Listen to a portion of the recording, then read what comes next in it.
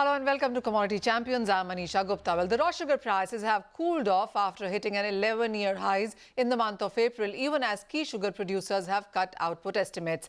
The Indian Sugar Mills Association also lowered its sugar production estimate to 32.8 million tons for the current marketing year, which ends in the month of September. It had earlier projected an output of 34 million tons. So what is it that is impacting the sugar prices and output, and why are experts expecting lower output this marketing season? To discuss this, we are now joined by Aditya Jhunjhunwala. He's president at Indian Sugar Mills Association. Aditya, hi, good to have you on the show.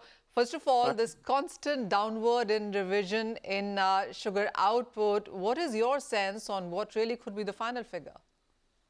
So as we said in ISMA, the final figure, what we feel is 32.8. And there were two reasons that the yield went down a little bit in the Maharashtra. Though we anticipated the acreage remains the same, but there was some kind of a downtrend on the yield because of the late rains and some kind of a climatic condition.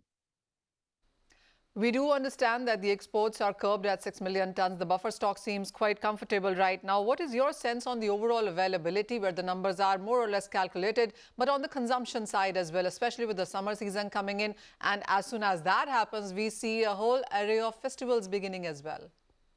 So if you see that, ISMA in December requested the government, according to the situation, that in the first tranche there should be an announcement of 6 million tons export, and we'll again review in the end of March for the second tranche. And as per the current condition, everything is at a comfortable situation. The consumers, the farmers and industry, the sugar balance sheet in India looks at a very decent and a normal stage.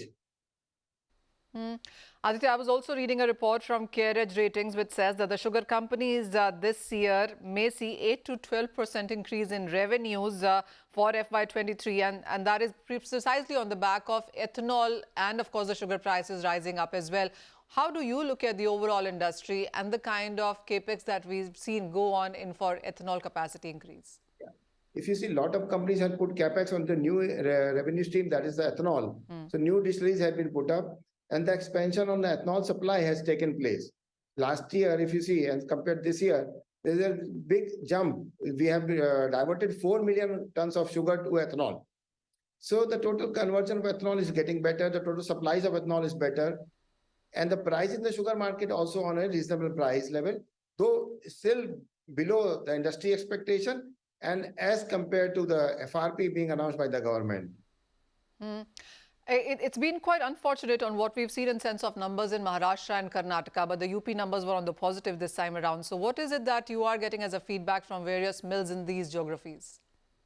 So UP, if you see, the rains were in a better state and the temperatures not too much of fluctuation. So the UP had a same kind of estimation that we had. There was only downturn from Maharashtra and little bit on the Karnataka that we had this year. Clearly.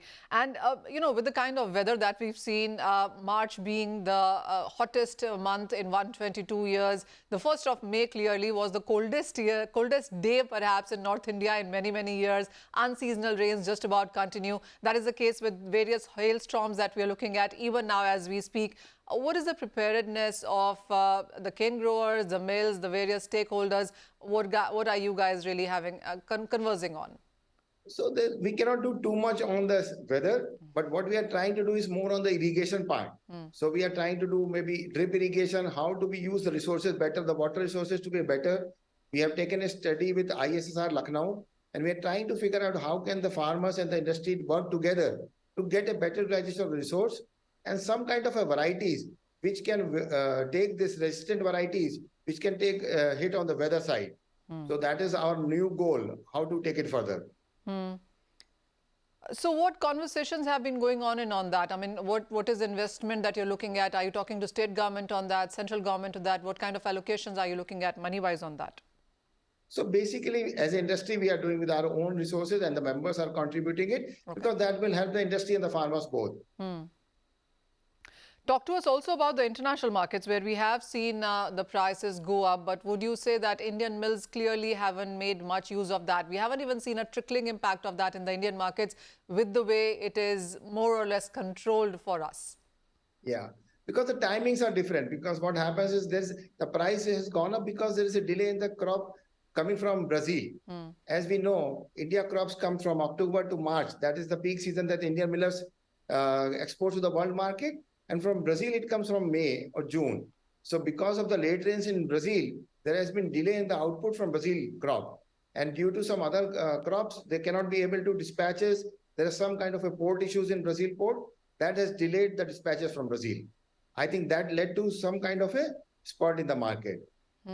Aditya, I have one more question for you. And, in last 1 year, we've seen strong gains come in for the sugar mills, amazing numbers. We've seen most of the stocks also continue to run up. The headline that we have been putting out is sugar in a sweet spot, and so has been the mills too.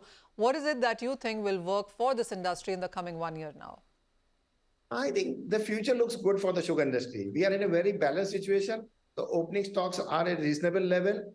The production looks good, but El Nino and other things we need to work upon for the next year. And I think the supportive government policies has also helped the industry to work better in this stage. Anything that you're asking from the industry, from the government right now? So what we are asking from the government, two things: little bit increase in the MSP, which we have been demand, because there has been increase in the FRP for the last 4 years and there's no increase in MSP. That is what we have requested. The other thing, now we are discussing about the E100. So now the government has already announced E20 by 2025. So we were thinking now we need to have a second step of getting E100 so that the industry can dispense ethanol directly to the vehicles. And FFEs, hybrid FFEs are the future. That's what we feel now. All right, so that is how the sugar industry is moving, and those are the requirements or asks clearly from ISMA and the industry coming in from the government there. Aditya, thank you so much for joining us and discussing all of that. We are now joined by Mr. Atul Chaturvedi, he's Executive Chairman of Shri Renuka Sugars.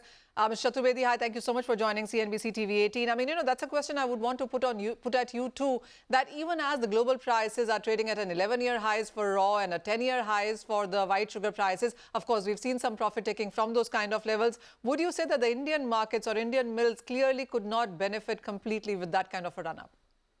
You are absolutely spot on. In fact, once it was known that the Indian exports will get capped at around 6 or 6.2 million tons, the world market went through the roof.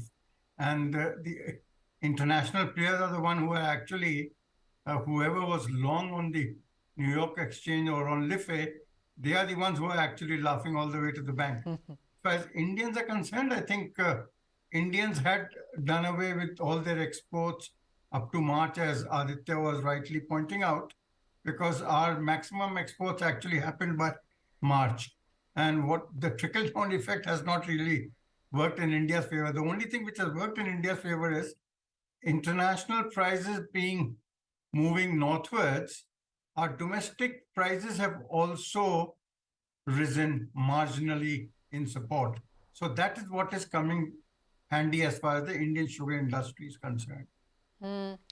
Aditya also spoke about ethanol and the kind of push that the industry is looking at. We do understand that 86% of ethanol still even now comes in from sugar, and it's a very small remaining 14% that comes in from grains. What is your sense as we move ahead from here with the weather and the kind of availability that we are anticipating going forward in case of sugar? How are these targets looking to you? As far as ethanol is concerned, I think the sugar industry has the ecosystem in place. But grain ethanol, I'm not too sure whether it's going to fly. Because as it is, India is struggling with grain prices, whether it be rice or whether it be wheat.